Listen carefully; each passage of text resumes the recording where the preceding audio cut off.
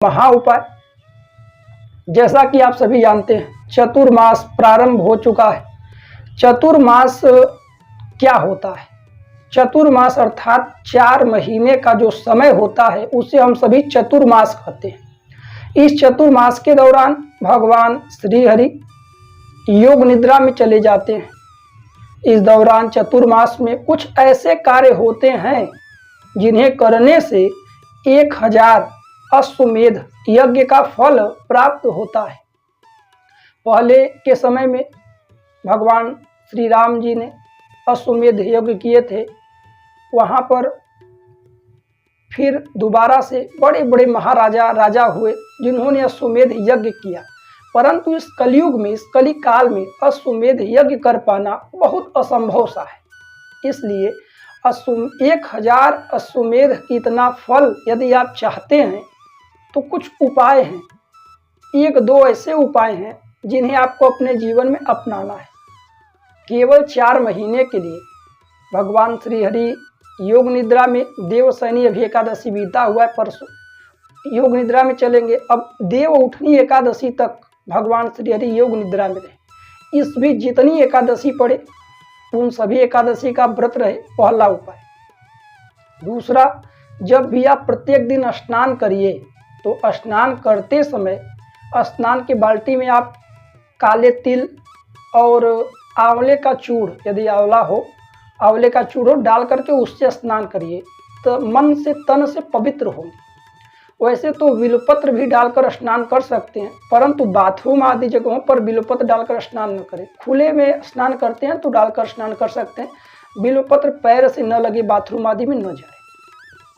वहीं गंगा नदी, सरोवर, तालाब, अन्य जगहों पर स्नान का भी विशेष महिमा बताया गया इस चतुर्मास में, इस 4 महीने के दौरान।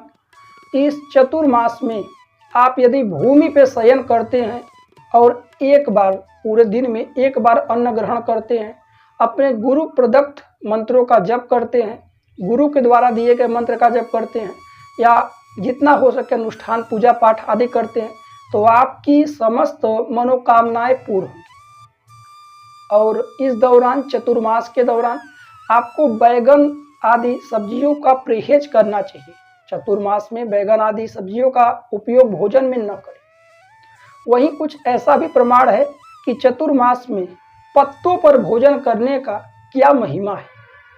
यदि आप यह कठिन उपाय कुछ न कर पाए तो केवल और केवल एक उपाय कर लीजिए जो बेहद आसान और सरल है। क्या है?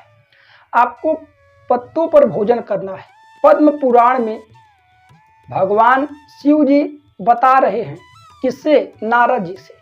नारद जी से भगवान श्री हरि चतुर्मास की महिमा के विषय में वर्णन करते हैं कि जो लोग पलाश के पत्ते पर भोजन करते हैं उन्हें चंद्रायण व्रत के समान फल प्राप्त होता है।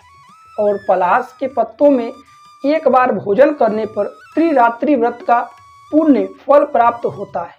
और जन्म जन्मांतर तक के पातकों का शमन करने वाला यह चतुर्मास बताया गया है। चतुर्मास में व्रत रहने की भी विशेष महिमा है, तीर्थ स्थानों पर यात्रा की भी विशेष महिमा है, और पलाश के साथ साथ बरगद, वट वृक्ष के पत्ते पर भी आप भोजन कर सकते हैं। पलाश के पत्ते पर भोजन किस प्रकार करें? आप बाजार मार्केट से पलाश के पत्तल आते हैं, आप उसे रेडीमेड ले लीजिए, अच्छे से धो लीजिए और उसी में भोजन करें। यदि वह आपको नहीं मिल पा रहा है तो आप पत्ते तोड़ लीजिए, पत्ते को धो करके थाली में, जिस थाली में भोजन करेंगे उसमें रख करके भोजन रखकर ग्रहण करें। कटोरी चाहिए तो कटोरी में भी उस पलाश पत्ते को धोकर रखकर उसमें भोजन करिए। केवल पलाश के पत्ते में भोजन करने से, भूमि पे शयन करने से, गंगा नदी, सरोवर आदि जगहों पर स्नान करने से, गुरु प्रदत्त मंत्रों का जप करने से इस चतुर्मास में भारी महिमा बताई गई है। क्योंकि कुछ ऐसे समय, ऐसे अवसर आते हैं जिन्हें हम सभी उन समय अवसरों का लाभ उठाएं। उस दौरान कुछ उपाय, कुछ नियम होते हैं जिन्हें पालन करके हम अपने जीवन को सार्थक कर सकते हैं। इसलिए आप सभी इस चतुर्मास को व्यर्थ में न जाने दें। अन्य लोगों के साथ भी साझा कर सकते हैं जिन्हें आवश्यक हो। साथ ही साथ चतुर्मास में जितनी भी एकादशी पड़ेंगी दो दो एकादशी हर महीने में होता है, एक कृष्ण पक्ष में, दूसरा शुक्ल पक्ष में। दोनों एकादशियों का व्रत आपको करना है। और एकादशी के व्रत के विषय में कैसे मालूम हो, तो हम आने वाले दिनों में हर वीडियो में बताते रहते हैं कि कल एकादशी या परसों एकादशी है। तो जब भी आप वीडियो को देखते रहेंगे तो आपको एकादशी का ज्ञात होता रहेगा। प्रिय दर्शकों, यह थे चतुर्मास में प्रत्येक दिन करने वाले कुछ विशेष और दिव्य उपाय के विषय।